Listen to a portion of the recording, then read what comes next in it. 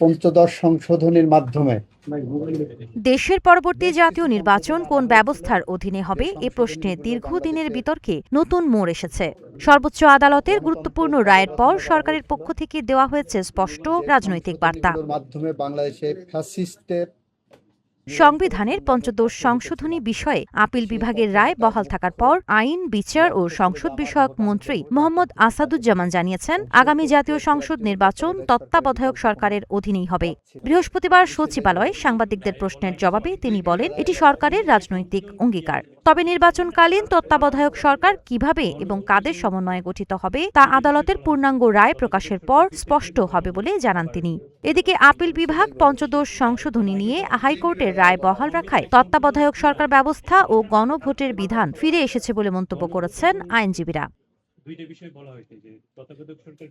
আইনমন্ত্রী বলেন, তত্ত্বাবধায়ক সরকার ব্যবস্থা বিএনপির দীর্ঘ রাজনৈতিক আন্দোলনের ফল। ১৯৯৬ সালে বিএনপি ত্রয়োদশ সংশোধনীর মাধ্যমে এ ব্যবস্থার সাংবিধানিক কাঠামো তৈরি করেছিল। জনগণের অবাধ ও নিরপেক্ষ ভোটাধিকার নিশ্চিত করতেই সরকার এ বিষয়ে রাজনৈতিকভাবে প্রতিশ্রুতিবদ্ধ বলেও জানান তিনি।